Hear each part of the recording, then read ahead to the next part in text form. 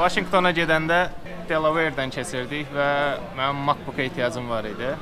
Çünki öz kompüterim yox idi, götürməmişdim. Daha doğrusu işə qaytarmışdım. Burada satış vergisi sıfır olduğuna görə qərar verdik ki, kompüteri buradan alaq. Təəssüf ki, istədiyim customizable model yox idi, amma əvəzində daha yüksək bir model götürdüm və vergi sıfır olduğuna görə qiymət sərf edir.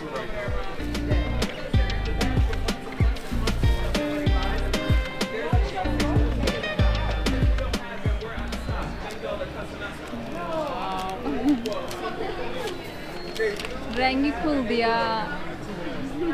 Rengi süperdi. Elə sırf bunun renginə bir də güncüllüyünə görə aldım.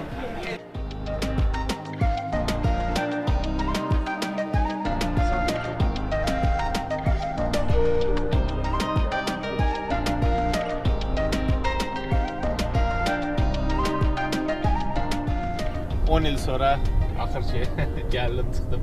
Bir deyirəm mənim otelim, mən işlədiyim otel. Hadi ya. Qəribə gəldi 10 il sonra. Nostalji. 10 il sonra bura qayıdacağımı düşünməzdim. Şansa yolumuz da düz onun yanından keçsin. Yenə düz yanından keçirəm. Washingtondan hər kəs salam. Düzdür, hələ Washington deyil, Arlingtondayıq, amma Washington yanındayıq. Dünən əslində biraz gec gəldik. Onsuz da bəlli idi. Philadelphia'dan gec çıxdıq. Sonra getməli olduğumuz yerlər var idi bura gəlinə qədər və bugündən başladıq Washingtonu gəzməyə. İlk olaraq şəhərdə əsas görməli yerlərə gedəcəyik. Daha sonrasını düşünərik.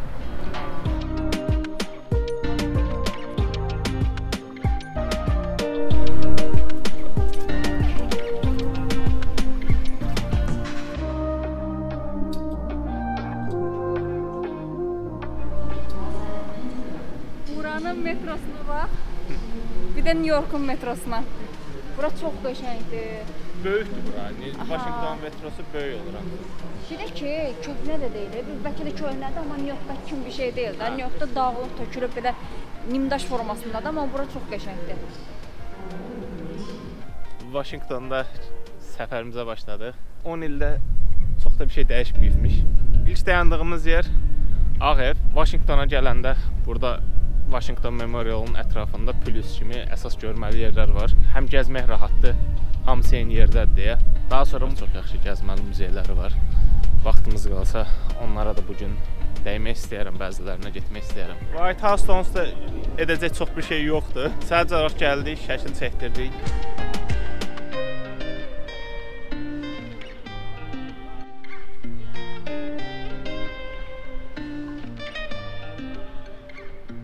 Yaz aylardır, DC-nin hər yeri rəngbərəng çiçəklərdir.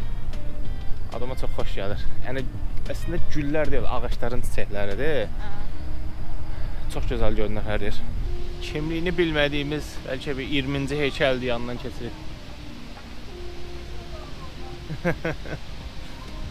Sarı buradakı heyvanlar rahat gəzməsinə hələ də alışa bilməyib, təəccüblənir.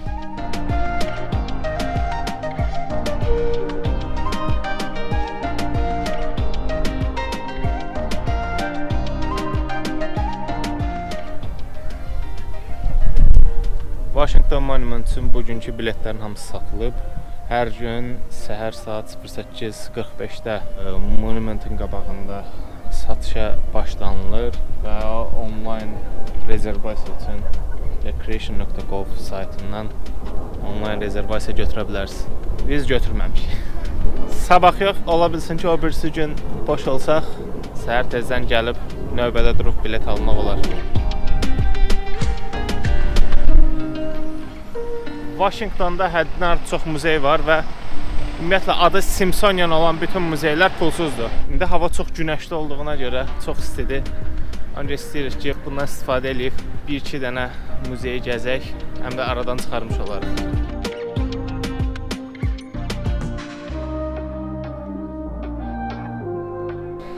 Washington Monumentdən US Capitol-a qədər olan ərazi National Mall adlanır və bu hissədə muzeylər var. Bu da onun xəritəsidir.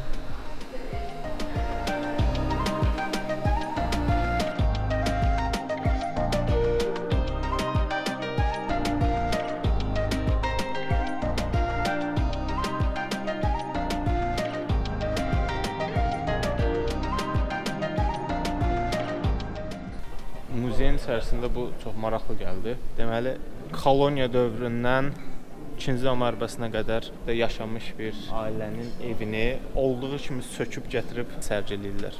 Bu hissədə köhnə vaxtı paltar yumaqla bağlı hissədir və bura paltar yuyandan sonra sıxanda paltar sulu mu qalacaq, yoxsa quru mu qalacaq, onu test eləmək üçün. Maraqlıdır. Deməli, bu əslində sıxmaq bir dəfə olur. Deyir, neçə dəfə verir draya qədər sıxa bilərsən? 0-5 dəfə amatörsən, 7-12 dəfə qəbul olunan, 15-20 dəfə ki, tam full draya yaxın sıxa bilirsənsə, demək ki, professionalsan artıq. Come on! 3 4 5 6 7 Bəsdir, əl var mı?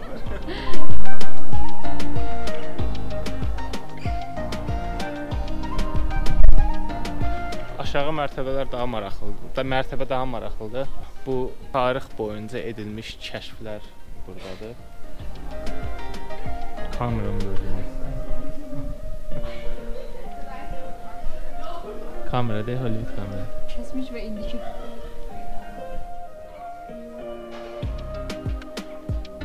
Bu hissədə də kameranın necə kəşf olunduğu ilə bağlı məlumatlar da var. Bu böyüklükdə kameralardan əlimdə GoPro daha kiçikdir, action kamera, amma professional olaraq götürsək bu ölçülərə gəlib artıq. Muzeyin çox hissəsində sənin özünün etməyin üçün yerlər hazırlayıbdılar. Məsələn, bu hissədə simlər var. Simlərdən istifadə edərək sən də həmin dövrdə insanların elədiyi formada hansısa bir alət deməyək də formalar eləyirsən, bir parça, maşının parçasını sən özün əlinlə düzəldirsən burada. Maraqlı fikirləşibdilər. Şəkil saxlayırmış sonda.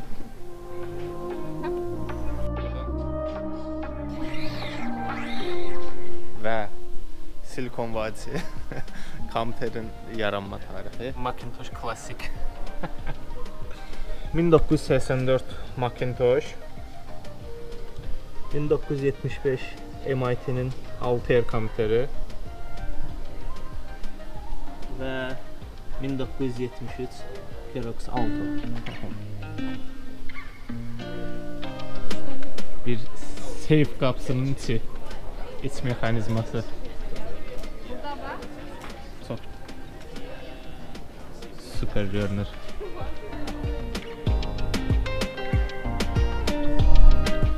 Buranın içərisi adamı yoldan çıxarır. Qızıl qəpiklər xüsusi olaraq məndən aldı.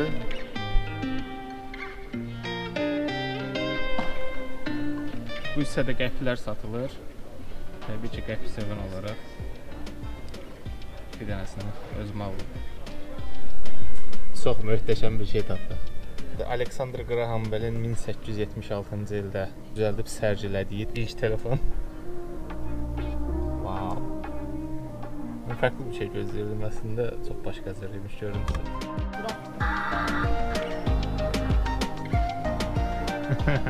Köhnə reklamlar da bizə.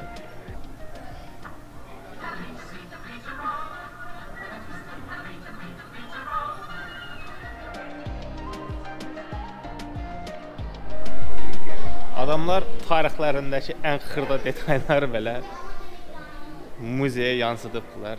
Adamlar böyük tarixi yoxdur da, yəni 1776-dan filan bu yana olan tarixlərini yansıdırlar. Çünki əvvəlki tarixlərlə bağlı çox da məlumatlar yoxdur. US qurulduqdan sonraki tarix haqqındadır. Buradakı bir çox eksponat. Birinci mərtəbə iki hissəyə bölünübdür. East Side, West Side. Binanın şərq tərəfi transportasiyaya ayrılıb. Transportasiyada gəmilər və qatarlar əsas üstünlük təşkil edir burada. Bu yeni gəmilərin modelidir və iç dizaynı, iç quruluşu, iç strukturu göstərilib. Qatarlara da ayrılıqda gedib deyəcəyik. Qatarlar bizə daha çox maraqlı gəlir.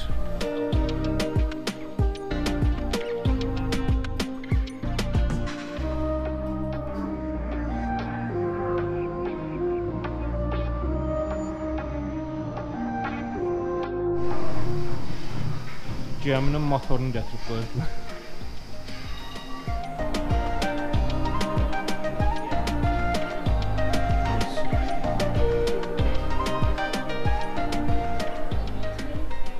Santa Cruz Railroad.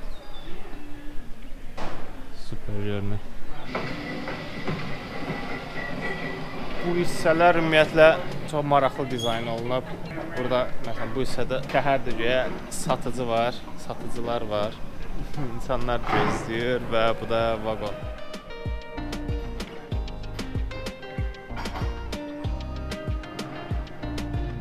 Muzeyin ambiyansı çox xoşumuza gəldi. Əslində tarix muzeylərinə çox da maraqlı deyilik, amma insanlar bir çox şey eləyibdilər ki, tarixə maraqlı olmayan insanlar belə bura maraqla gəlib gəzə bilsin. Bunu da əsas edə bilmə səbəbləri odur ki, səslər, videolar, bir də yerində incələmə imkanı verirlər. Məsələn, köhnə metrosunun belə qapısını açıb içəri girmə imkanı verir sənə. Və bayaq dediyim kimi, metronun içərisinin sonunda videolar, səslər var. İnsan maraqlı gəlir burada gəzmək. Özünü onun bir parçası kimi hiss edirsən. Metronun içərisində oturmuşuq. İçəridən səs gəlir, sanki vibrasiya verir. İşıqları da söndür eləyir və bu da pəncərədir güya. Hardansa keçsən, hərəkət edirsənmiş kimi hiss verir sənə.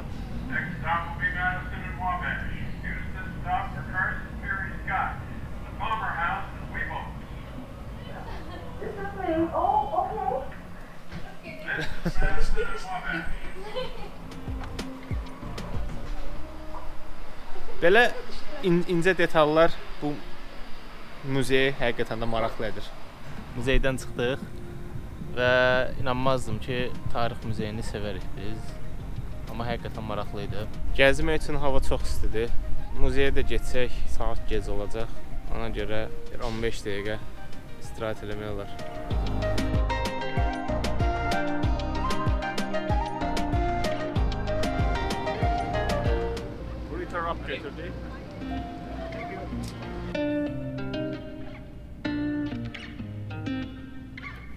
Hava dözülməyəcək qədər istidir. Amma kölgəyə də çıxırsan, sərindir kölgə. Hələ yaxşıdır, kölgə isinməyir. Capitala gəldik. Amma ön hissəsi həmirdədir. Artıq idarə edəcək, eləcək bir şey yoxdur. İstəyirəm Golden Hours-da, yəni günəşin batmağına 1 saat qalmış Lincoln Memorial-da olaq. Ümumiyyətlə o hissədən çox xoşum gəlir və şəkillər falan da gözəl çıxır o hissədə. Kapitalın digər tərəfinə keçəcəyik. Ümid edirəm ora təmirdə deyil. Daha yaxşı görüntülər ala biləcəyik.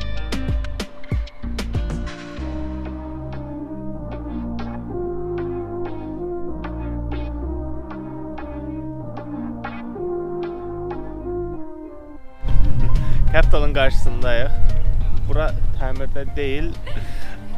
Amma böyük ehtimal ki, görüş var konqresmenlərin. Ona görə qabağı bağlıdır. Lakin şəkillərimizi çəkdik, görüntülərimizi aldıq. Günəş batmaq üzrədir. Tam qarşı tərəfə gedəcəyik.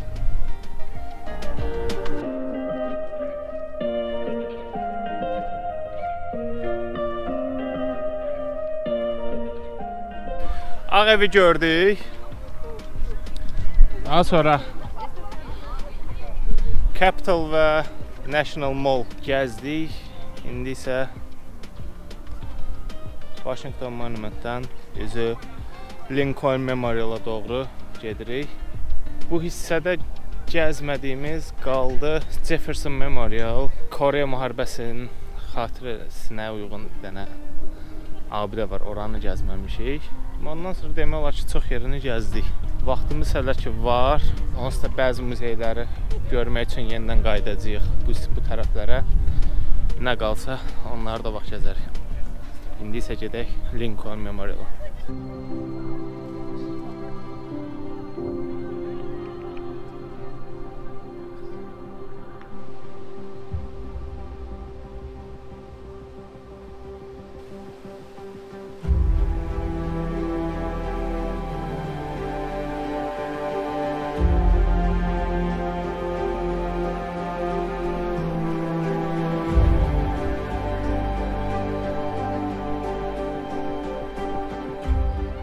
Lincoln Memorial Düzdür, hava öcəyi biraz qaraldı. İşıq itirdik. Elə gələnə qədər şəkillər, videolar çəkdik. Amma hələ ki buradayıq deyə ümidim var ki, yenə gələcəyik. Yenə də Yevçini gəzmək istəyirik.